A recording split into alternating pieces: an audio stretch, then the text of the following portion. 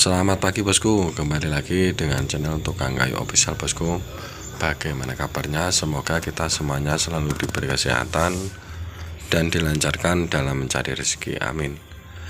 Di video kali ini saya membuat pintu minimalis dengan motif es atau motif goji di bagian tengahnya. Untuk ukuran pintunya ini lebar 80 cm dengan tinggi 200 cm dengan bahan kayu jati kualitas sedang, jadi tidak terlalu tua dan tidak terlalu muda.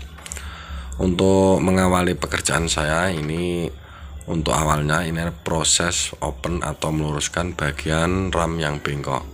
Untuk selanjutnya sambil menunggu kayu lurus panas, ini saya mencari bahan untuk isian pintunya. Ini untuk papannya menggunakan tebal 2 cm. Sebelumnya buat bosku yang sudah support channel Tukang Kayu Official, saya ucapkan terima kasih.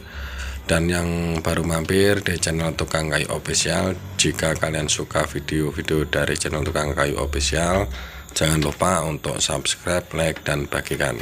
Untuk cara saya meluruskan tepian papan yang akan saya sambung ini, saya menggunakan mesin serut plus mal bawaan dari mesin serut untuk menyerutnya. Jadi saya menggunakan mal bawaan dari pabrik ini agar hasilnya tepian papannya ini siku dan mudah untuk saya sambung. Dan hasil dari sambungannya ini depan dan belakang atau sampingnya ini benar-benar rapat antara satu sama lain, tidak rapat sebelah, yang sebelah rapat, yang sebelah ini tidak rapat. Untuk sambungan papannya ini agar kuat, ini saya menambahkan paku ini sekitar panjangnya 2,5 cm dengan 6 buah untuk bagian satu sisi.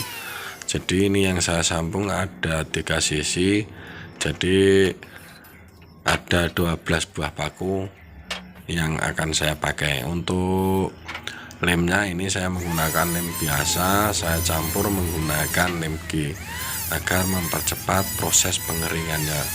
Jadi untuk memakai lem G ini bisa diberi jarak 20 cm untuk lem putih biasa, 20 cm untuk lem G. Jadi ini sama-sama kuat kalau sudah kering.